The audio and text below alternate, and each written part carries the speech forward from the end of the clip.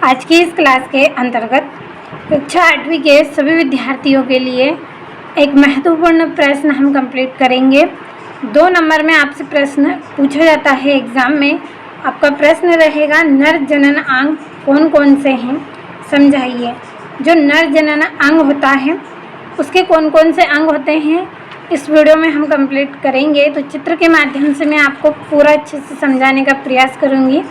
पूरा video last तक आप देखें। चलिए एक बार यहाँ से हम पढ़ लेते हैं ताकि चित्र में हम समझें तो हमें कोई परेशानी ना हो। तो नर जनन अंग में एक जोड़ा वृषण, 2 शुक्राणु नलिका तथा एक शिश्न जिसे हम लिंग बोलते हैं नर जननांग होता है।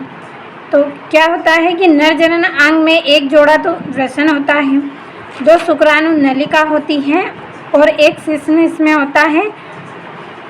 शिश्न इसमें होता है तो मैंने यहाँ पे शुरू में नर जननांग लिख दिया है। आप चाहें तो यहाँ से इसको इतना कट कर सकते हैं। तो वृषण नर युग्मक उत्पन्न करते हैं जिन्हें शुक्राणु कहते हैं। देखिए जो वृषण है, वृषण का क्या कार्य होता है, ये नर युग्मक उत्पन्न करते हैं जिन्हें हम क्या बोलते हैं, शुक्राणु कहते हैं।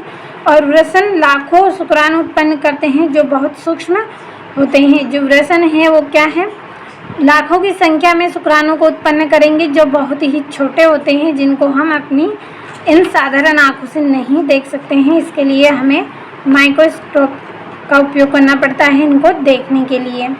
चलिए चित्र के माध्यम से इसको थोड़ा और अच्छे से हम समझ लेते हैं। तो ये आप यहाँ पे देख सकते हैं, ये नर जननांग का आपका चित्र है। तो देखिए किस तरह का है, ये इस तरह की संरचना इसकी होती है।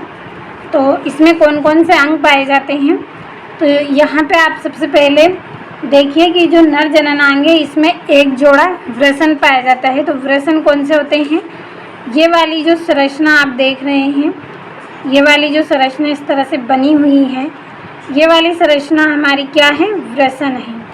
क्या है, ये वृषण है तो ये 2, लेकिन हम इसको क्या बोलते हैं, एक जोड़ा बोलते हैं। क्या बोलते हैं, एक जोड़ा इसको हम बोलते हैं।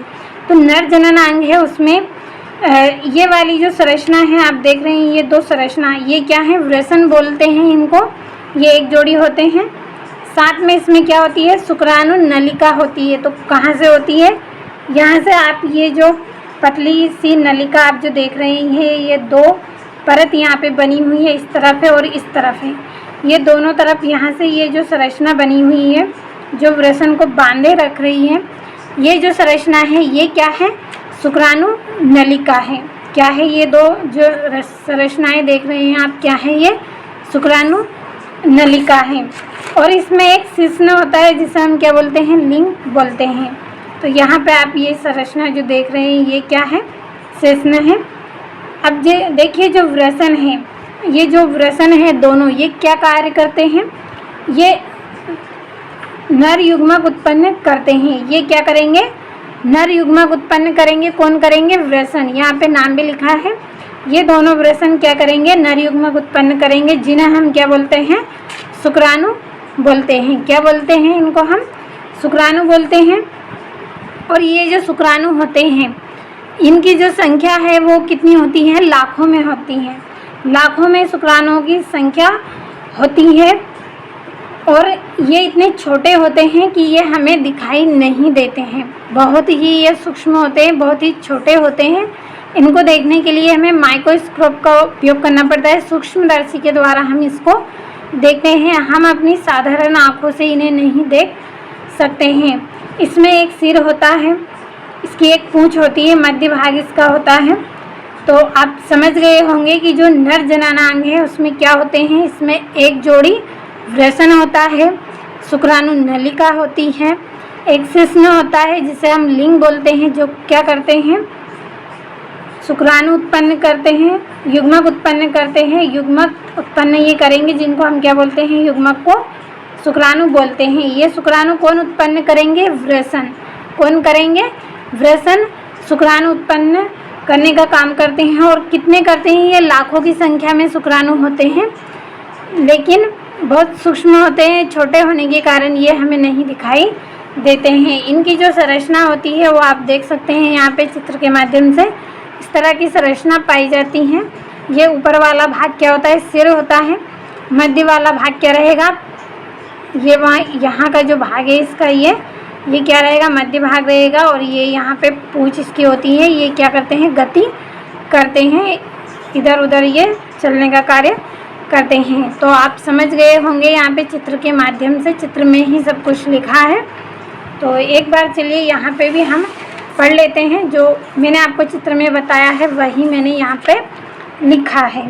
तो नर जनन अंग में एक जोड़ा वृषण, 2 शुक्राणु नलिका तथा एक शिश्न होता है।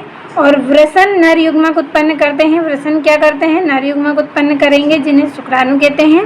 और वृषण लाखों शुक्राणु उत्पन्न करते हैं जो बहुत सूक्ष्म होते हैं। तो जो चित्र में बताया है वही मैंने आपको यहाँ पे पढ़ के बताया है, और जो यहाँ पे पढ़ के बताया है वही मैंने आपको चित्र में समझाया है। तो 2 नंबर का प्रश्न है, एग्ज़ाम में पूछ लिया जाता है। कंप्लीट अच्छे से आपको कर लेना है इसको। 1-2 बार और अच्छे से आप पढ़िए, चित्र को आप देखिए, आप अच्छे से इसको कंप्लीट कर लेंगे।